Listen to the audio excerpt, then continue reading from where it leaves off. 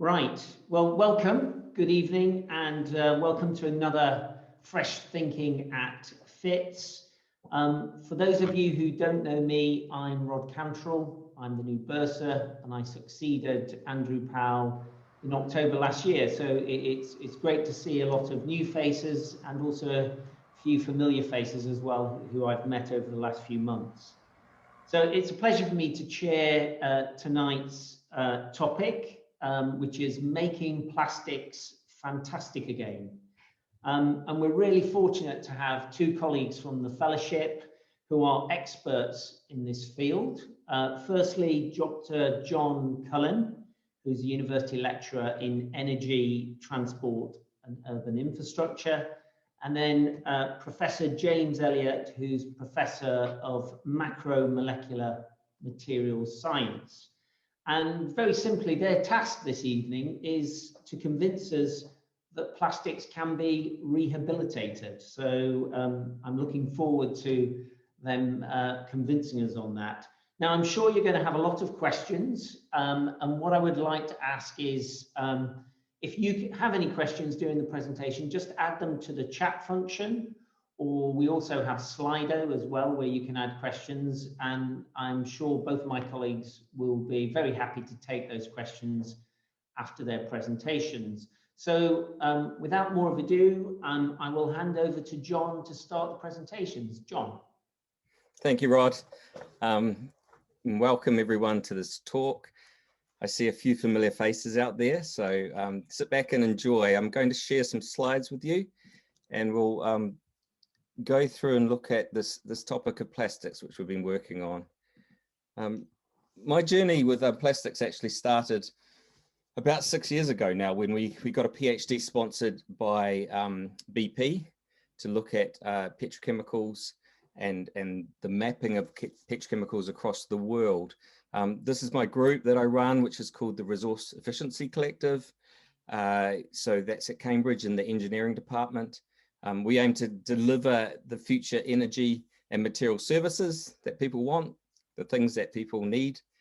In this case, maybe plastic to carry your shopping with, or something to carry your shopping with, while at the same time reducing the amount of resource use and environmental impact in the kind of upstream supply chain or value chain of what you're using. So the work I want to start with presenting is this work by Peter Levi, PhD student, who's now left. He's now at the International Energy Agency. And this was sponsored by BP. And our aim was to look at this sector, the petrochemical sector or the chemical sector, which is one of the sectors that it makes plastic. So a very important sector for us, and to look at what greenhouse gas emission options we had.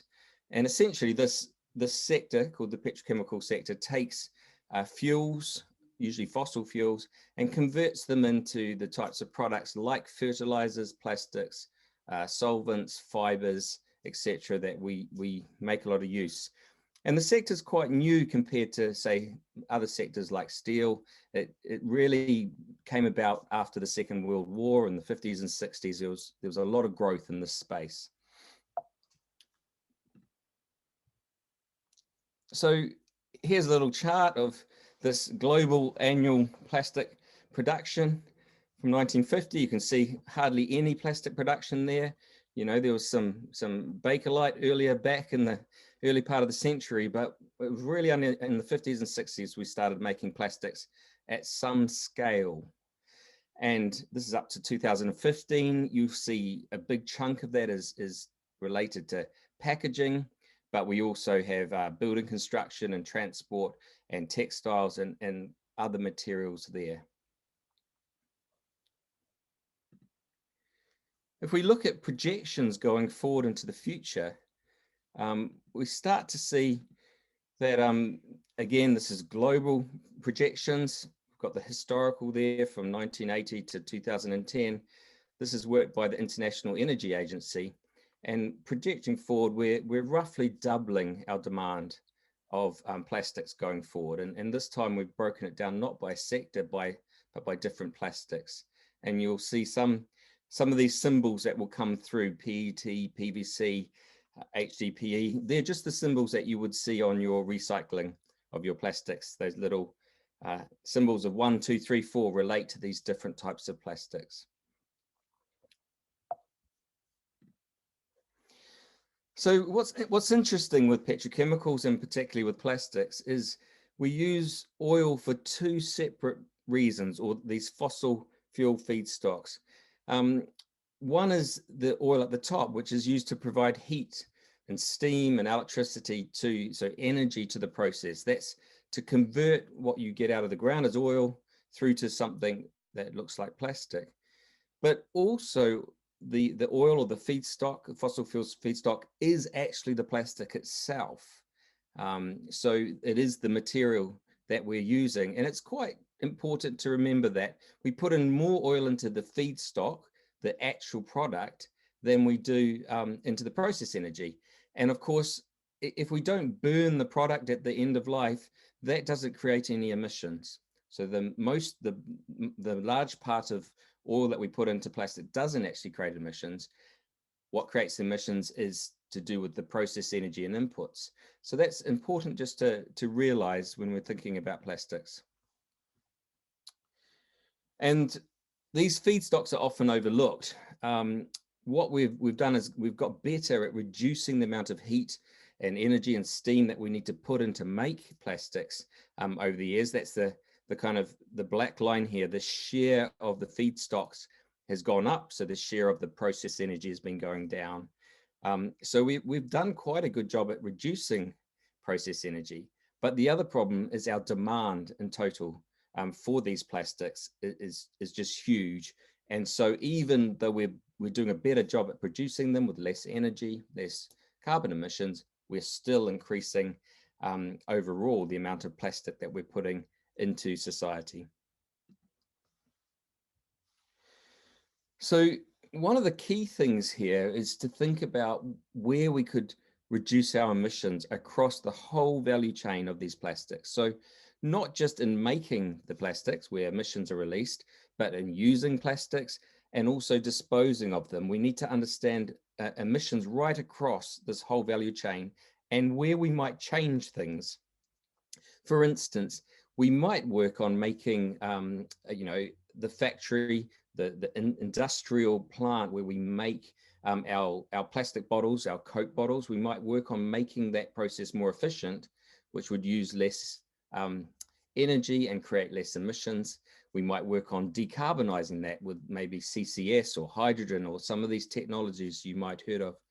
But we could also work at the other end on recycling these plastics. And to be able to compare the influence of those, we need a map that connects these processes that make plastics to the processes that, dispose of them at end of life. We need to have a picture of this whole supply chain. And that was the aim of Peter's PhD, was to create that picture. So this is a very simple picture I'm showing you here with, coal, natural gas, oil, refinery feedstocks going in. That's all feedstocks, and process energy being added at the top to create these products, and fertilizers, thermoplastics, rubber, fiber, additives coming out. I'm going to now show you a much more complicated picture, which is the type of work that Peter was doing. This was about 1.5 years work, a couple hundred sources of information, large databases to completely map this whole sector from a global point of view. And every process in there is properly balanced with the chemical equations that we use, and also the yields on those reactions. So we get a full balance of these chemicals. And what you see in color is the tracking of these feedstocks from fossil fuels all the way through to the products that we use at the other end. At the top, you'll see there's lots of secondary reactants and secondary products, because in the reactions that to make these chemicals, there's often a lot of water and oxygen and CO2 being added in, and nitrogen and other things coming out as well. So this was the first time that the global petrochemical system had been mapped openly. So there's commercial databases for this information, but we really wanted to map this openly so we could start to link together the types of interventions we might make in this system. So I want to now switch to some work we've been doing recently on plastics in the UK, and this idea that plastics are practical and pervasive, but problematic. And we created this report. It's available for free download if you're interested, with Andre, Mikhail, and myself, as part of the Surplus project, which was the Cambridge Creative Circular Plastics Centre, run here in Cambridge across a number of academics, including James, who you'll get to hear in a minute. So I want to just summarize where we got to with the plastic picture in the UK. So the first thing to think about, as we saw in that spaghetti map I show you, is plastics is a number of different materials and a number of different products, and each has its own properties. You think of the difference between polystyrene that we use and the plastic in a Coke bottle, and the plastic film that you use to cover food. Very different materials, very different products. And so it makes sense that we're going to have different measures or different means for dealing with them at the end of life. You can see on the right, more than half of our plastics that we use in the UK don't come from the UK. They're not made here in the UK. And this is emissions. So I'm showing you where the emissions are apportioned. And also, interesting on the inner grey circle, that the straws, stirrers, plastic, cutlery, and carry bags make up 0.04% of the emissions related to our plastic use. So perhaps the policies and the thinking in the public about what we need to minimize is missing the point that we use plastics in many more places than just those few single-use items. Again, we've done a mapping here for the UK of the plastics. The colors are the different types of plastics. And what's important here is you see these imports coming in from the top. UK production going across the middle. So we've got lots of plastic coming in as primary plastic, lots of intermediate plastic products, you know, perhaps tubes or sheets coming in, and then lots of final products coming in. So you buy a car from overseas, it will come with some plastic in it. And we've, for the first time, tried to map all those through, including their consumption and the areas where that consumption happens.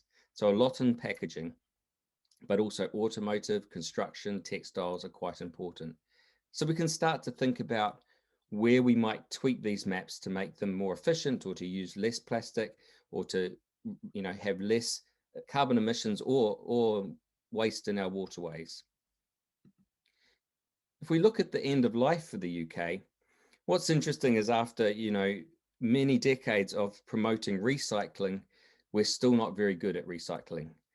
At the moment, roughly a third of our plastics go still to landfill in the UK. A third is incinerated in the UK, and a third is recycled. And of that third that's recycled, you can see here, only a fraction of that, about a third of a third, is actually recycled in the UK, and the rest is sent overseas. And when we send plastics overseas, we have no idea really whether they're recycled properly, or if they're just burnt in the open, or if they're dumped into the ocean. So we're trying to get an idea of what's dumped and what's maybe in marine debris, although it's very difficult to get those numbers on what happens. But the fact is, out of 3.3 million tons of plastic waste generated in the UK, we are only recycling 0.4 million tons of it in this country. And that's despite working very hard to try and make that happen. And we would argue that perhaps that's because these different materials need different end-of-life treatments, or not all of them are easy to recycle. When we take that mapping further, we're now looking at products coming in on the left-hand side to society, and products going out on the right-hand side. But we can understand what the stock of plastic is in service, which is this 42 million tons of plastic that's in use at the moment in the UK. And because of the lifetime of construction products, we have actually a lot more construction products around us that we can actually touch in use. than we do, say, packaging, which usually only lasts for 1 year. So we see a different picture when we look at the stock of plastic that's currently in society. And that affects how much material will come out and we can recycle or reuse at the end. And we can do projections of that. These are some projections going forward for the UK. Roughly, we think we'll be using about the same amount of plastic in 2050 as today. We don't see a huge change in that. But our waste generation is going to go up a little bit because some of these plastics that are in construction will come out over this time. So we need to increase our ability to deal with waste plastic. Remember, we're only able to recycle 0.4 million tons at the moment of this almost 6 million tons we're projecting in 2050. And our end of life options here, we did some experimenting with what happens if we increase the UK recycling capacity, what happens if we reduce demand for packaging. And this is an emissions here.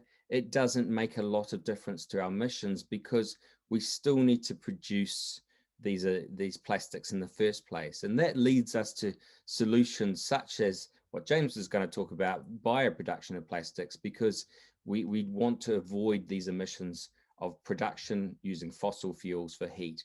Or it could lead us to think about electrification of some of these processes as well. And finally, we just looked at the waste emissions hierarchy. And we think we need to rethink a little bit how we do the waste emissions hierarchy. The normal one always places recycling first, then incineration, then landfill. But we actually think we need to think wider about this. So we need to think at the top about what materials do we have available and which materials are the best to use. Then we need to think about reducing them, designing our products to have less material in them. We need to think about extending the lifetime of our products to make the best use of these plastic products. And then end of life comes last. And we think we need to decide whether recycling or incineration in landfill is the best, depending on what plastic we've got. Some plastics at the moment can't really be recycled, and we might just have to incinerate them or landfill them. And just to say, out of this kind of work that we've been doing, the work I talked to about Peter Levi's work and this work on UK plastics, we've got a big project called See-Through, Carbon Clarity in the Global Petrochemical Supply Chain. And so we're looking at with some investigators from the States as well, and also Andre and Rick, who have been in Cambridge, looking at this whole problem of what are the options, what are the best way to go for this petrochemical industry, and how do we get better estimates of how much greenhouse gas emissions are coming from these processes. And finally, just to start, we've just starting a project with James, who's going to come on and talk, and Paul Dupree, looking at smart, sustainable packaging from plants. And here I'm just going to hand over to James, who's going to talk about that specific project. So thank you very much. Over to you, James. Thanks very much, Jonathan. I'm just going to share my screen now.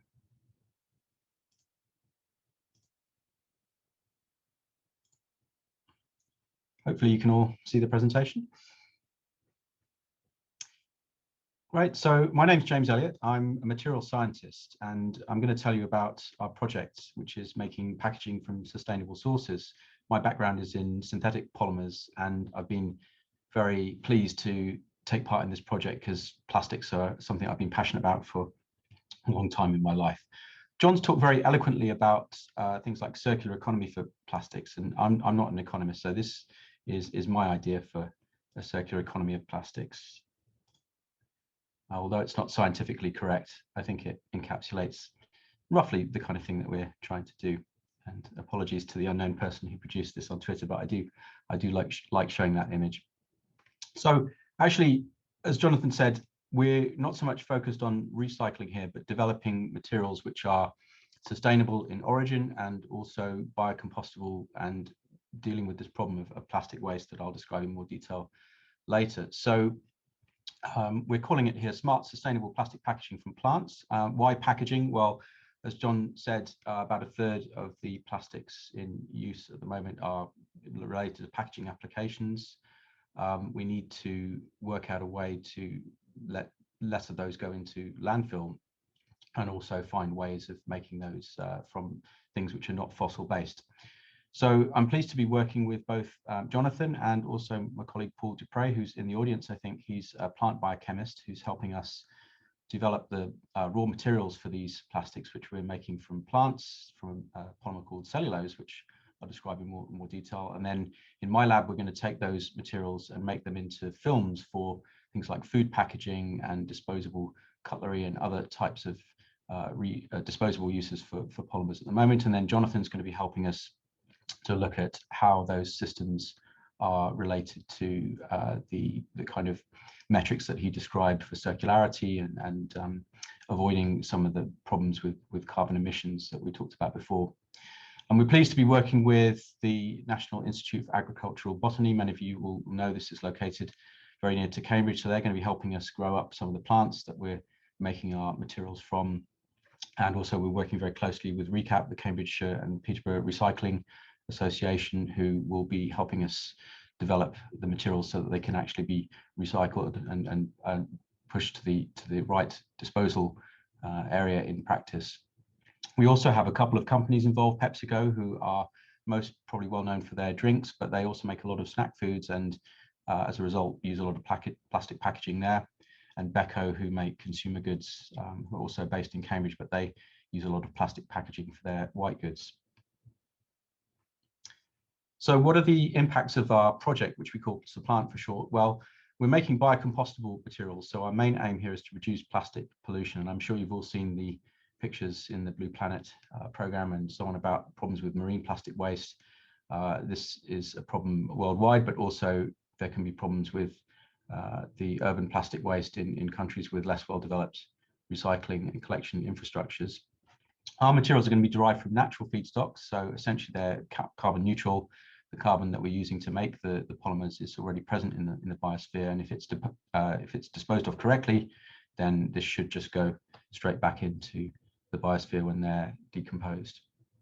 The feedstocks that we're looking at are going to be from sustainable forest resources and food and agricultural waste products. So we're keen to make sure that we have low economic or market disruption caused by new products. If we go up to the kind of volumes that Jonathan was showing that we need to satisfy even UK demand for plastic packaging, this is going to involve a major shift in the market. And I'll say a little bit more about our sort of business plan at the end of my presentation. The kind of applications we're targeting are particularly things like food packaging, which is contaminated by food waste. So things like candy liners, tea bags, coffee pods.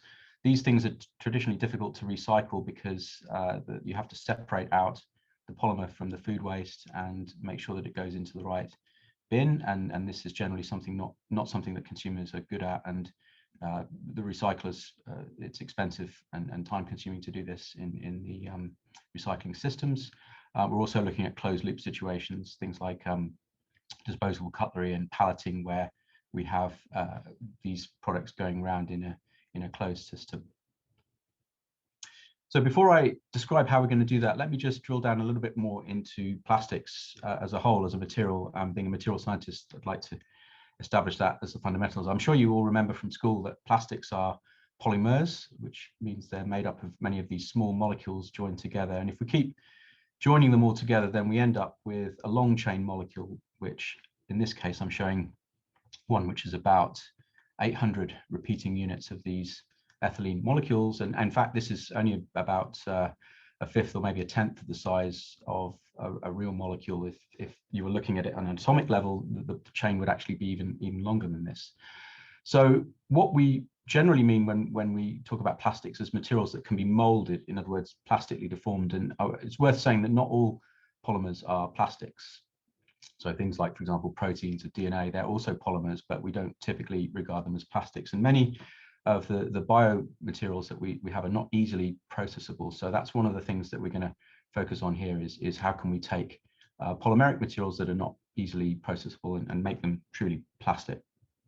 So what most people think of when you say plastic are these kind of objects. In fact, most of the products that we made from plastics are just sourced from 5 different types of polymers. And the two questions that I'm going to ask about these are, first of all, where they come from, which Jonathan has largely addressed, but importantly also where they go when you finish with them. So let's start with the second one first. I think the problem of plastic waste, as I say, has become highlighted recently through these programs like Blue Planet. But this attitude towards plastics has changed quite a lot since the heyday of synthetic polymers. This is an image taken from the cover of Life magazine in the 50s, where we see a typical 50s nuclear family throwing away all of these plastic objects. And the strapline for the image was, no more washing up, throw away all of your plastic implements and tools. And so the durability and the disposability of plastics was touted as one of their main advantages. And it's kind of ironic now that this is one of their big drawbacks. But what I'd like to argue is that if plastics are used properly, in fact, they are still very important materials, and we just have to learn how to dispose of them at end of life in a more sensible way, rather than this disposable culture that we've perhaps grown up with. So John has already mentioned about most polymers being synthetic, derived from fossil fuels like oil or gas, but you may not be aware that there are some plastics that are natural, and these are the ones that we want to focus on. And these are made by plants or bacteria. I mean, probably the most well-known example is natural rubber, which can be harvested from the rubber tree.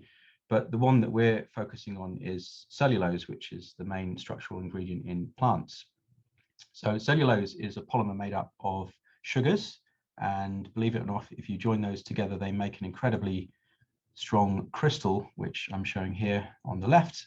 And this crystal packs into fibrils, which form these long fibers that are the things that give the structural integrity to things like wood and cells in plants. But it's not just the cellulose which is present there. There are other molecules which are related to cellulose called lignin, and these hemicelluloses which act as the kind of glue between the crystals of the cellulose within the plants. And what we want to do in our project is to, first of all, harvest the cellulose from plants in an efficient way, but also modify the way in which these molecules link together the different cellulose crystals, and by that process then affect the plasticity of the material that's produced, because pure cellulose itself is just very, very brittle. And the main plant that we're using to do this is this very pretty alpine flowering plant here called Arabidopsis, which can be manipulated. And this is something that Paul Dupree, who's in the audience, is an expert at, so I'll let him answer any questions on that. But we can manipulate these plants in the lab to affect the interactions between these crystals. And that's one of the methods that we're going to be using during this plant project. So we're not the first people to make materials from cellulose. In fact, cellulose has been around as a structural material for a very long time, going back to the 1920s with things like the original cellophane, which was made here by the viscose process by Courtaulds. This kind of fell out of fashion when synthetic polymers came in. It's now largely been replaced for food packaging by polyethylene and PVC, which are just cheaper. You can also make fibers like rayon, which was a replacement for silk. And then in the days before digital photography, you might recognize this feedstock here for films, which is made from cellulose acetate. So all of these materials were around, but the process by which they were made was a very energy intensive and chemically dirty process, if I might use that term, not very environmentally friendly and very water and energy intensive. So the way that we're going to process our cellulose is quite different. And this is just a schematic, but it shows the general idea that we start by basically taking the cellulose fibers from the plants without deconstructing them. In the original viscose process, those were broken down by a harsh chemical treatment into individual cellulose chains and then reassembled into what was called regenerated cellulose. But in our system, we can harvest these fibrils and then selectively take out some of these glue molecules like the xylan here, which is one of the things which sticks them together, and then re-add in the molecules and also change the genetic sequence in the plant here to create these mutants, which have a different binding of this glue to the cellulose fibers.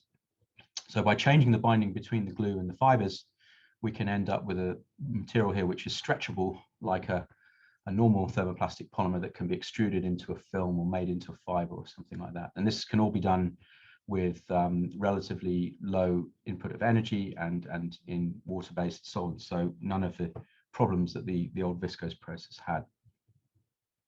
So obviously the project's only been going a few months, so we haven't got a huge amount of results yet, but these are some preliminary results that I'm showing you for films which we've made from different compositions here showing cellulose, some related molecules like mannan, and different sources of the cellulose like birchwood, for example, and Arabidopsis, which is the alpine flowering plant.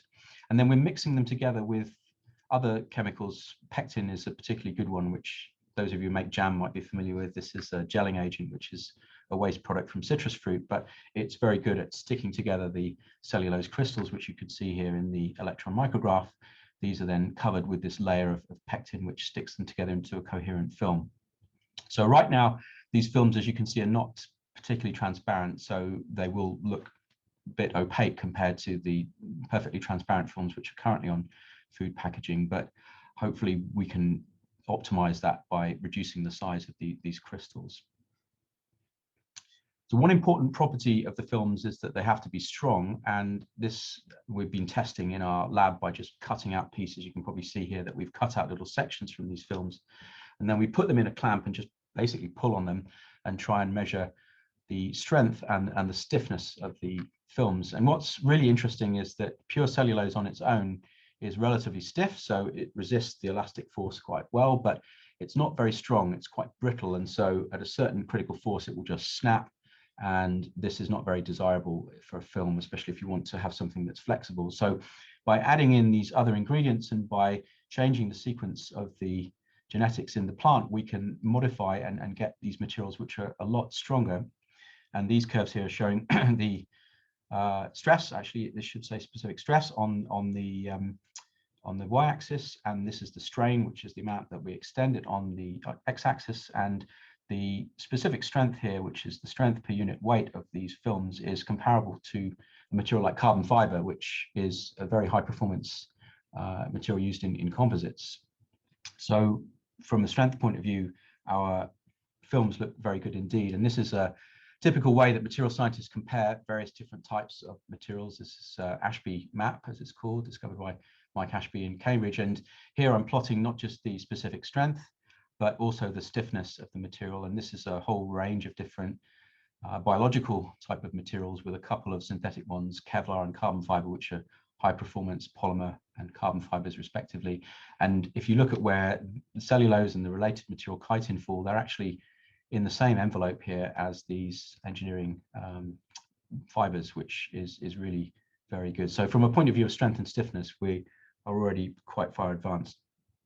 But another property which is important for food packaging is the barrier to oxygen and water. So if you have a film, you want it to keep the water out or in so that your food doesn't dry out, and you don't want to let in any oxygen, otherwise the food will spoil. And shown here on this graph is a plot of the oxygen transmission rate and the water transmission rate. And basically on these axes, lower is better. So the closer it is to zero, the better barrier these things are against water and oxygen diffusion. And the thing that we have to beat here is this polymer called PET. This is actually very good at both oxygen barrier and water barriers. And cellulose at the moment is pretty good from the point of view of reducing oxygen transmission, but as you can see, it's not very good at keeping water out. So that's something that we're going to need to improve. Interestingly, there's a modified form of cellulose called nitrocellulose, which actually is an explosive if you make it in large enough quantities. But in the old days, when they made cellophane from cellulose, they would nitrate the surface of this. And the nitrocellulose actually has a much better barrier here to water penetration for reasons that are still a little bit mysterious. I'm showing here a couple of other biopolymers. This is polylactide, which is the BioWare. So if those of you have used sort of BioWare for your takeaway plastic packaging, this is pretty good from the point of view of water transmission, not so good for oxygen. And this is a polymer called polyhydroxybutyrate, which again is pretty good. This is made from bacteria rather than plants, but you can see that all of these are getting close to synthetic polymers, but not quite there yet. So what we're going to do in the Supplant project is try and engineer the structure of our materials. This is a schematic here showing these cellulose crystals I mentioned earlier. These are very impenetrable to things like water and oxygen, and we need to arrange them inside the material such that the molecules of water or oxygen that try and diffuse through have a very long and tortuous path to get through, and that way we can reduce the permeability. And by playing around with some mathematical models here and changing the amount of crystal in there and its alignment relative to the other crystals, we can affect the permeability and reduce it, hopefully to the levels that will rival these synthetic polymers.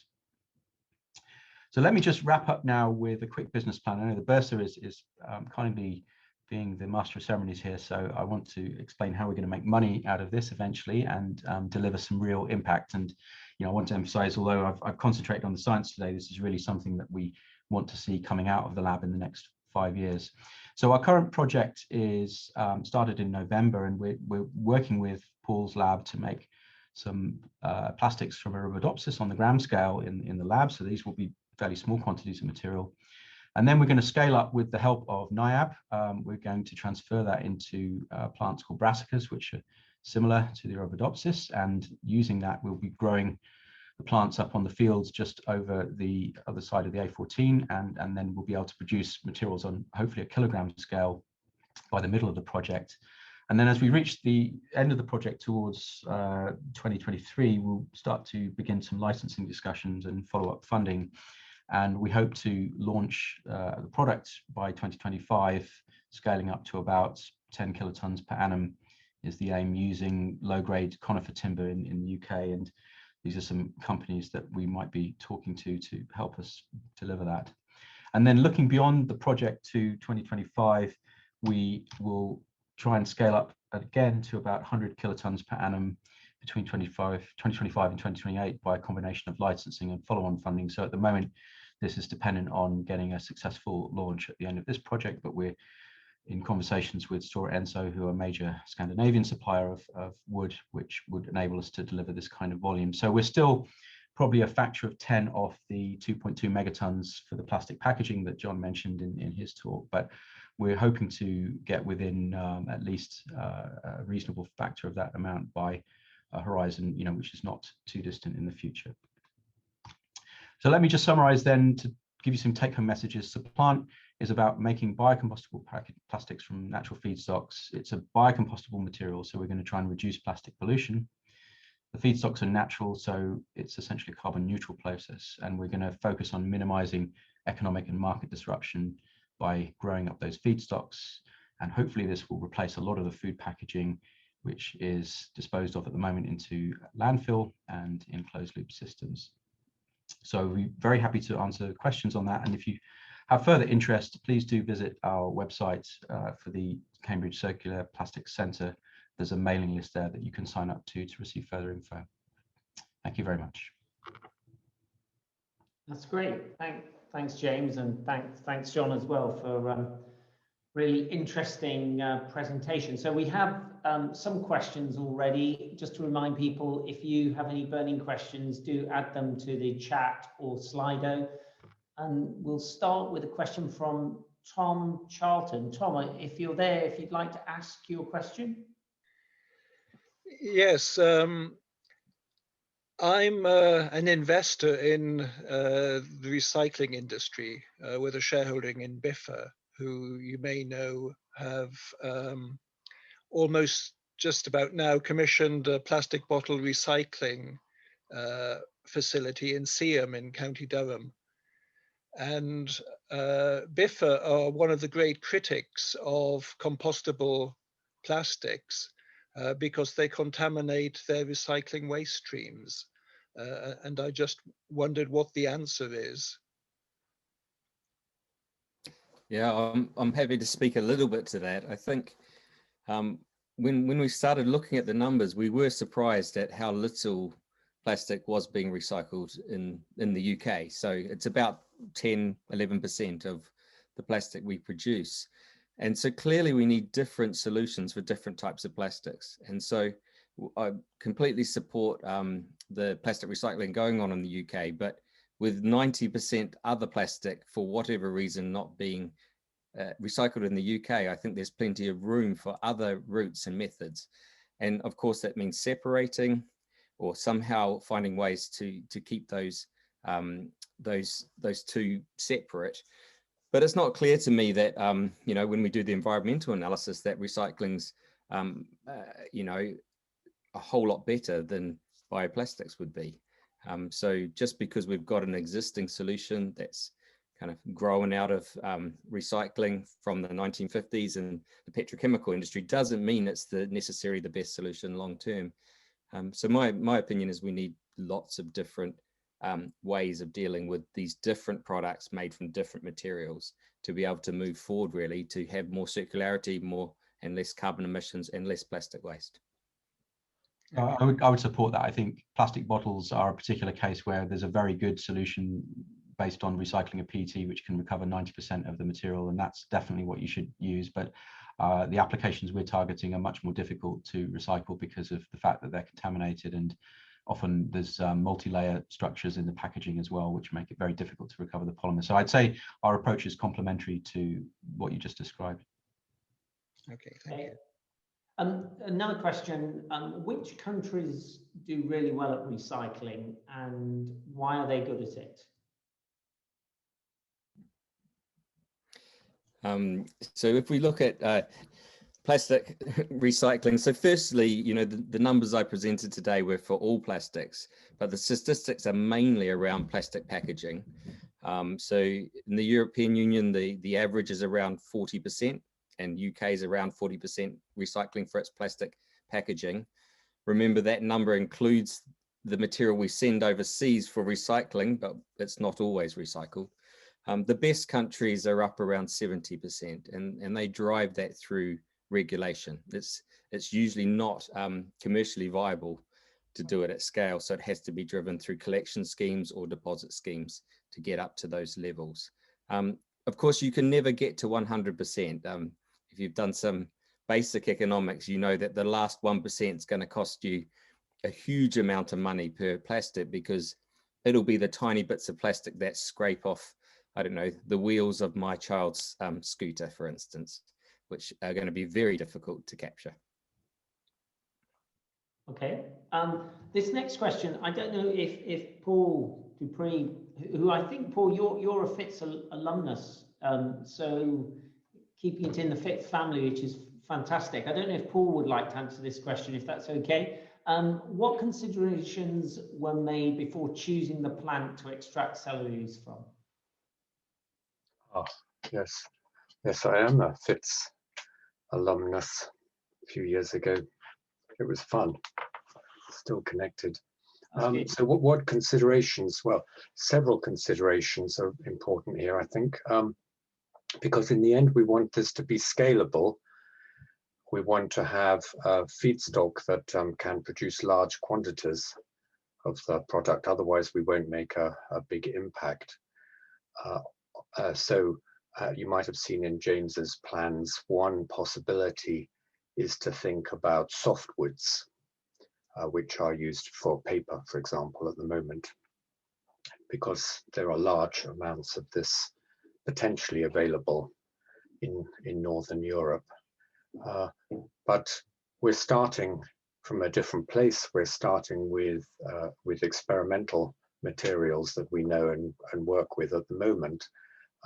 Arabidopsis is our lab toy, and closest to that is brassica, so that means cabbages, and oilseed rape. So in the UK, there's a lot of fields of oilseed rape, and straw from that is not effectively used. So we see perhaps straw from oilseed rape as a waste product that might be given some value in this project. So those are the two directions we're considering at the moment. I suspect that the properties of the films we make will help us make that decision as well, when we see which films are best for which purposes. It might help us make that decision too. That's great. And then I have a question from Matthew Herworth. Matthew. Is Matthew there? Yeah, hi. Hi. Thanks for the talk. It's been really great, really interesting. I just had a question about a product that I have in my household that's marketed as compostable. It's a coffee pod. And basically, I'm just trying to understand what the difference between a marketed as compostable plastic product is compared to what this project kind of seeks to bring, and then whether those kind of marketed as compostable products are actually causing contamination when they get thrown in the green waste bin and then processed to create whatever they create at the end of life. Yeah, thanks. I can take that one.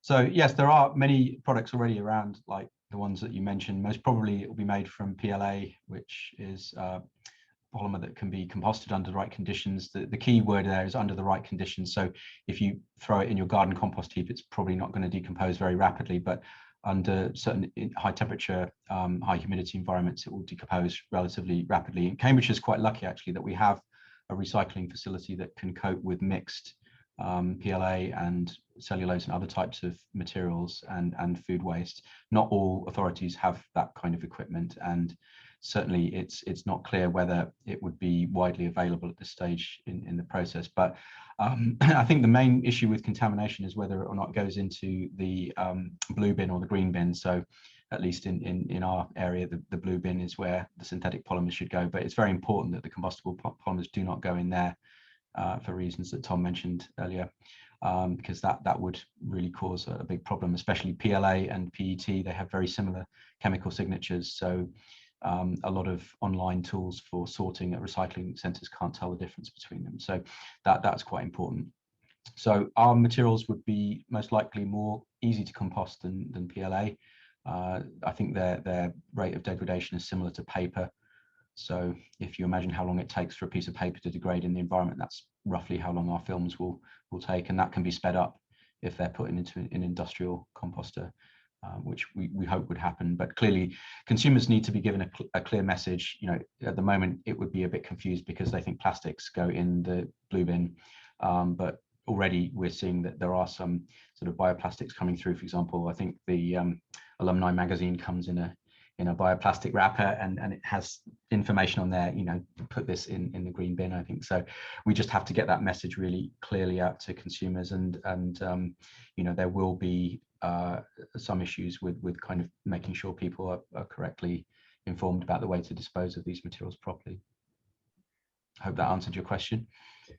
Can I add as well, just you know, there's another thought when you go out to developing countries where you don't have collection facilities often, and in that case, what we're trying to do is maybe allow these plastics, if they do get into waterways or into the ocean, to not be persistent there, so not end up as in the oceans for a long time. And there you want to design, and we've got that opportunity to design a plastic which with sunlight would degrade very quickly, much quicker than a lot of the biocompostable plastics that are on the market at the moment.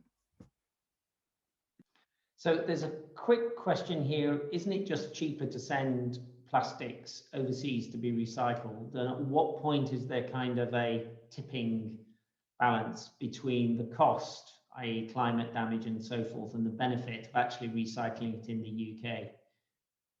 So I don't know who'd... Yeah, good question again. I think, well, firstly, some of the developing countries where we have been sending our plastics are no longer accepting our plastics. So China has recently stopped accepting our plastic. I think there's a second argument around trusting whether that plastic's actually recycled. It leaves our country designated to be recycled, but there's no guarantee it will be recycled in another country. So it feels like a little bit of a cop-out sometimes from the UK to call it recycling when it probably isn't.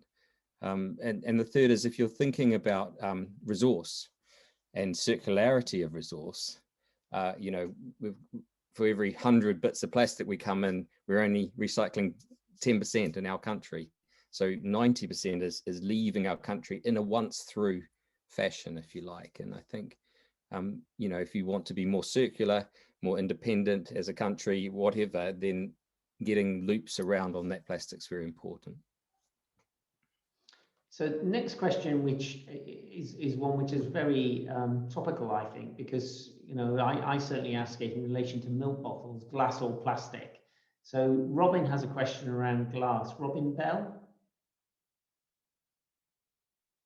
Robin, I don't think your mic's on. You just need to unmute yourself.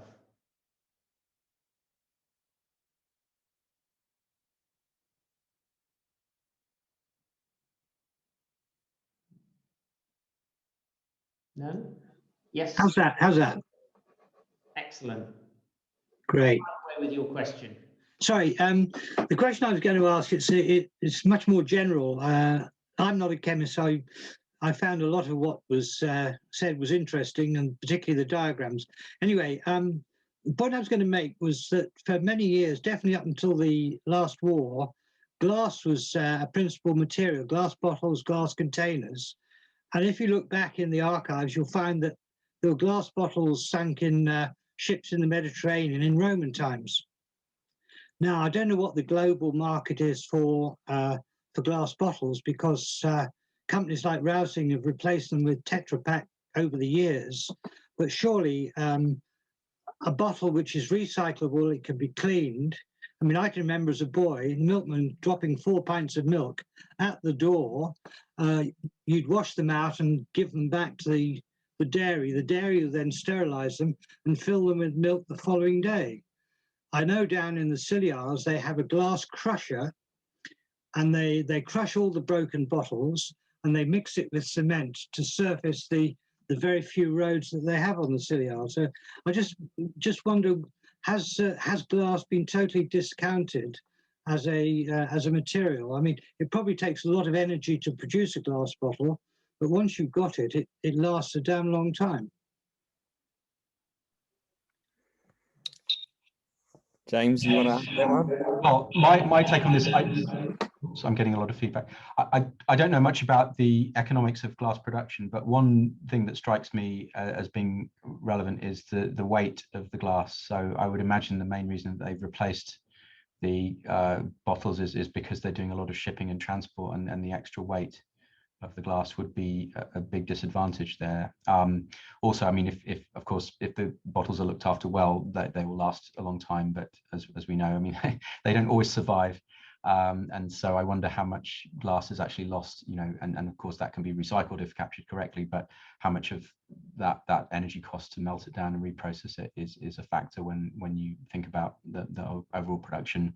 So I think economically it would seem probably cheaper to use multi-layer structures like Tetra Pak rather than glass bottles, much as it might seem more energy efficient to use the glass bottles. There's probably some hidden costs in there which we're just not seeing. Yeah, and I'd just add, from the environmental point of view, when we compare PET bottles to glass bottles, across the whole chain of washing them and collecting them, the additional weight for transport, etc., they usually come out worse than using plastic. It depends a little bit on how you set the study up. And I think the other thing it is a shame is, you know, glass is a very energy intensive and carbon intensive material. You have to invest a lot in it, and to crush that and put it in roads,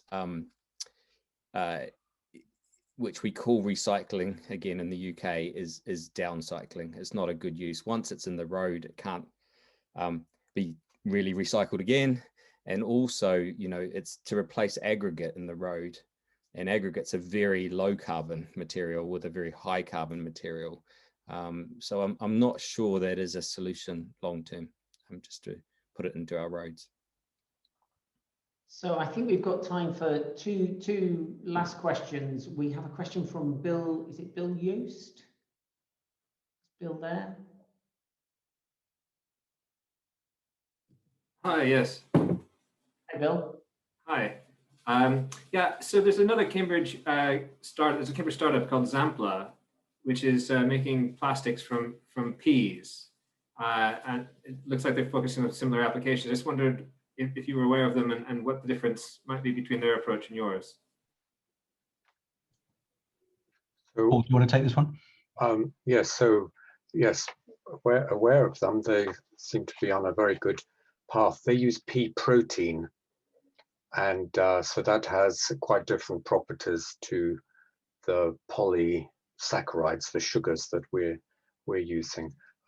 So I'm sure it'd be fantastic for certain applications. There may be some overlap in some of those applications as well, but pea protein is a lot more expensive to produce, so it won't be scalable in the same way. So I think that will be usable for small objects, put it that way, and specialized uses rather than very large scale. That's my feeling. Good. And then the final question we have this evening is from Emma Lees, which is a really interesting one, I think. Is Emma there? Yeah, I'm here. Yeah. Hi. Hi. So this is coming from a kind of lawyer Brexit hat, right? Which is leaving the EU gives the opportunity for something of a rewrite of some of the UK's environmental regulations. And one area that I thought would be interesting to raise is you mentioned the waste hierarchy prioritizes recycling over, for example, energy generation from the product, incineration, or landfill, but actually at the top of the hierarchy before that is preparation for reuse. And I just wondered if there's any connection between a regulatory approach which focuses on durability in products so they can be reused, and then the eventual harms that are emerging, because if you have a very reusable product, it can't degrade easily. So when people throw that away, that's even worse. So if you were redesigning the UK's waste law post-Brexit, would you change the waste hierarchy? John, do you want to go for that? Great question and really interesting. I think the intention of that is that we reuse our plastic products. When we don't want our plastic cup anymore, we give it to someone else and they use it. And I think what you're saying in reality is often we don't reuse. And we're certainly seeing that with the current plastic carrier bags that we've brought in, the heavier plastic carrier bags, which are not being reused much more than the lightweight ones we used to have. So we're using more plastic now for our carrier bags than we were before, because we've made them so much heavier. And I think there's an opportunity here, because if you think about this project and we're trying to create something with the plastic properties from plants, or if you imagine from paper, essentially.